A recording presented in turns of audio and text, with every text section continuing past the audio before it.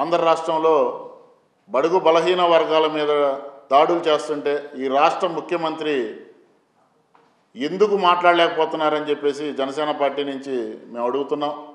మీ సమీప బంధువు కడప జిల్లాలో తిరుపాల్ రెడ్డి అనే వ్యక్తి ఒక ముస్లిం ఫ్యామిలీకి చెందినటువంటి ఎకరం పొలం ఆక్రమించుకొని ఇది అన్యాయం అని అడిగినటువంటి ఫ్యామిలీ సామాజిక మాధ్యమాల్లో ఆ వీడియో కూడా పోస్ట్ చేస్తే అక్కడ ఉన్నటువంటి పోలీస్ వ్యవస్థ డిఎస్పి స్థాయి అధికారి ఆ ఫ్యామిలీ దగ్గరకు వచ్చి మీరు వాళ్ళ కాళ్ళు పట్టుకుంటే క్షమిస్తారు అని చెప్పేసి ఆ వ్యక్తి చెప్పటం చాలా దారుణమైనటువంటి విషయం. దీని మీద ప్రభుత్వ పెద్దలు సజ్జల రామకృష్ణారెడ్డి గారిని, అలాగే అక్కడ ఉన్నటువంటి మేయర్ని, అక్కడ ఉన్నటువంటి ఉప ముఖ్యమంత్రి, అతనేమో పేరుకేమో ముస్లిం సామాజిక వర్గానికి చెందినటువంటి నేత అని చెప్పేసి అమ్జద్ బాషా అని ఉన్నారు. మరి ఆయన సాటి ముస్లిం కుటుంబానికి అన్యాయం జరిగితే ఎందుకు ఆ కుటుంబాన్ని కలవలేకపోయారు, ఆ కుటుంబానికి ఎందుకు న్యాయం చేయలేకపోయారని మేము అడుగుతున్నాం. మరి సామాజిక వర్గంలో పుట్టినప్పుడు మీరు న్యాయం చేయాల్సినటువంటి బాధ్యత ఉంది. మిమ్మల్ని మైనార్టీ నాయకుడిగా గుర్తించి ఈరోజు ఈ రాష్ట్రానికి ఉప ముఖ్యమంత్రిని చేశారు. మీరేం చేస్తున్నారు? జగన్కి చెక్క భజనలు చేస్తున్నారు. సామాజిక వర్గం మిమ్మల్ని ఎప్పటికీ క్షమించరాని తప్పు మీరు చేస్తున్నారని చెప్పేసి అమ్జద్ బాషాని మేము అడుగుతున్నాం. దుల్హన్ పథకం రద్దయినప్పుడు మీరు మాట్లాడరు. కడప జిల్లాకు వచ్చి పవన్ కళ్యాణ్ గారు నష్టపోయినటువంటి ఆత్మహత్య చేసుకున్నటువంటి కౌలు రైతులకి ₹1,00,000 పరిహారం ఇస్తుంటే పవన్ కళ్యాణ్ గారి మీద అవాకులు చవాకులు పేలుస్తున్నారు.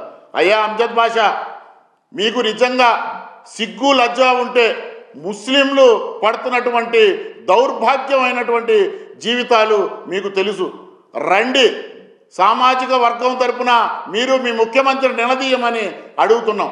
ఈరోజు ఈ రాష్ట్రంలో ఎన్నో వక్ఫాస్తులు అన్యాకృతం అవుతున్నాయి, కబ్జాలు అవుతున్నాయి. మరి వీటన్నిటి మీద మీకు ఎంక్వైరీ చేసే దమ్ము మీకు ఉందా అని అడుగుతున్నాను. ఎందుకు జగన్ రెడ్డిని చూసి మీరు భయపడుతున్నారు? ఉదాహరణకు ముస్లింలని ఓటు బ్యాంకుగా చూస్తున్నారే తప్ప వైఎస్ఆర్సీపీ ప్రభుత్వం వచ్చిన దగ్గర నుంచి ఈ రోజుకి కూడా ముస్లిం కుటుంబాలకు కానీ ముస్లిం జాతులకు కానీ చేసినటువంటి న్యాయం ఏమీ లేదు. ఇది యావత్తు ముస్లిం జాతి మొత్తం గ్రహించాలి. ఎందుకంటే ముస్లింలు బాగుండాలి, ముస్లింలు ఎప్పుడు అభివృద్ధి పదంలో నడవాలని చెప్పేసి పిఎస్సి మీటింగ్లో తీర్మానం చేసినటువంటి నాయకుడు ఒక్క పవన్ కళ్యాణ్ గారు మాత్రమే.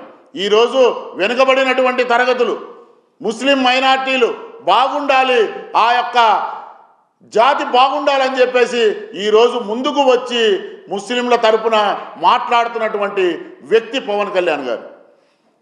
నంద్యాలలో 100 కోట్ల విలువైనటువంటి వక్ఫ్ ఆస్తులు అన్యాకృతం అవుతుంటే వాటి గురించి మీరు మాట్లాడకుండా విజయవాడలో జరగబోయే వక్ఫ్ బోర్డు మీటింగ్లో డీఫై చేసి అమ్మడానికి సిద్ధపడుతున్నారు. మరి దీని వెనకాల మీ హస్తం ఉందని మేము అనుకోవాలి. మాకు చాలా అనుమానాలు ఉన్నాయి. అలాగే నంద్యాల కేంద్రంలో ఎస్బీఐ కాలనీకి చెందినటువంటి సర్వే నెంబరు 22,299/2లో 4.75 ఎకరాల మంజూరు ముజావర్ ఖాజీ ఖాసిం మొయినుద్దీన్ పేరిట ఉన్నటువంటి రికార్డులు చెప్తున్నాయి. మరి ఇదంతా ఇనాం భూములు, వక్ఫ్ బోర్డు పరిధిలో ఉంది, అనుభవించాలే కానీ అమ్మటానికి వీలు లేనటువంటి భూముల్ని మీరు కాశీరెడ్డి సురేంద్రనాథ్ రెడ్డి అనే వ్యక్తిని కొనుగోలు చేసినట్టు చూపిస్తున్నారు. ఇక్కడ సెంటు 20 లక్షల నుంచి 30 లక్షలు పలుకుతుంది.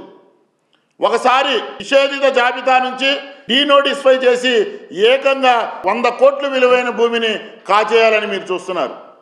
కడప కార్పొరేటర్గా రాజకీయ ప్రస్థానం మొదలుపెట్టి ఈరోజు డిప్యూటీ సీఎం స్థాయికి వెళ్ళినటువంటి అమ్జద్ బాషా ఈ ప్రభుత్వంలో ముస్లింలకు జరుగుతున్నటువంటి అన్యాయాన్ని ఎందుకు మీరు నోరు మెదపటం లేదు? ఆయన డిప్యూటీ సీఎం అని కూడా ప్రజలకు ఈరోజు కూడా పూర్తి స్థాయిగా ముస్లిం జాతి యావత్ జాతికి కూడా ఈరోజు తెలియదు. రండి, ముస్లింల తరపున మీరు పోరాడండి. మీకు నిజంగా సిగ్గు లచ్చుంటే మీరు 5 పూట్ల నమాజే కనుక చేస్తుంటే, అల్లా తరపున మీకు విశ్వాసం ఉంటే ఈరోజు ముస్లింల తరపున పోరాడాల్సిన అవసరం ఎంతైనా ఉందని చెప్పేసి అమ్జద్ బాషా గారిని అడుగుతున్నాం. ఎందుకంటే అల్లా ఒకే మాట అంటాడు, ఖురాన్లో ఒకటే ఉంది, న్యాయం వైపు నిలబడండి మీ అని చాలా క్లారిటీగా ఖురాన్లో చెప్తారు. మరి మీరు న్యాయం వైపు పవన్ కళ్యాణ్ గారి వైపు నిలబడతారా, లేదా అన్యాయమైనటువంటి ఆంధ్ర దావోస్ జగన్ రెడ్డి వైపు నిలబడతారా అని చెప్పి మేము అడుగుతున్నాం. దయచేసి ముస్లిం సమాజానికి, ముస్లిం జాతికి అన్యాయం చేయొద్దని చెప్పి అమ్జద్ బాషా గారిని తీవ్రంగా హెచ్చరిస్తున్నాం.